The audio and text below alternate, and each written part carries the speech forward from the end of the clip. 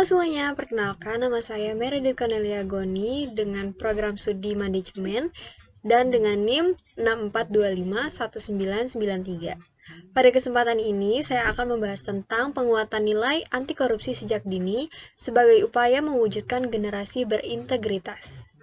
Korupsi merupakan salah satu masalah yang serius yang masih menjadi tantangan besar di berbagai negara, termasuk Indonesia.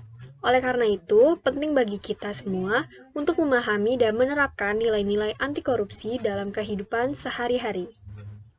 Korupsi telah lama menjadi permasalahan yang merugikan berbagai aspek kehidupan, mulai dari ekonomi, sosial, hingga kepercayaan masyarakat terhadap institusi.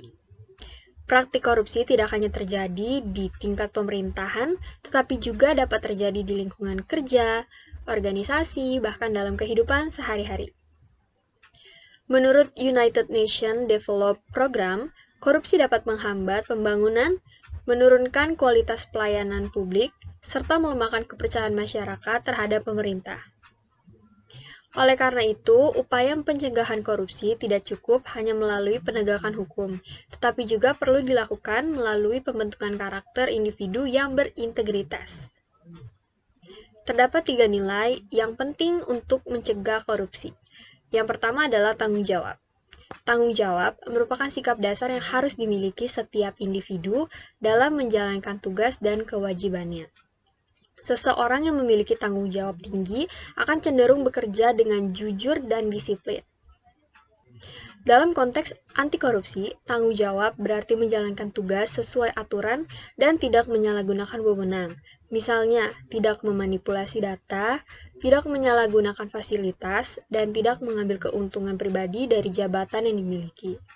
Dengan demikian, tanggung jawab menjadi benteng awal dalam mencegah tindakan korupsi. Nilai yang kedua ada akuntabilitas. Akuntabilitas berkaitan dengan kemampuan seseorang untuk mempertanggungjawabkan setiap tindakan dan keputusan yang diambil. Dalam lingkungan kerja, akuntabilitas mencakup transparansi, kejujuran, dan kesiapan untuk menerima evaluasi. Individu yang memiliki akuntabilitas tinggi akan terbuka terhadap pengawasan dan tidak takut melaporkan hasil kerja secara jujur. Hal ini sangat penting karena praktik korupsi sering terjadi akibat kurangnya transparansi.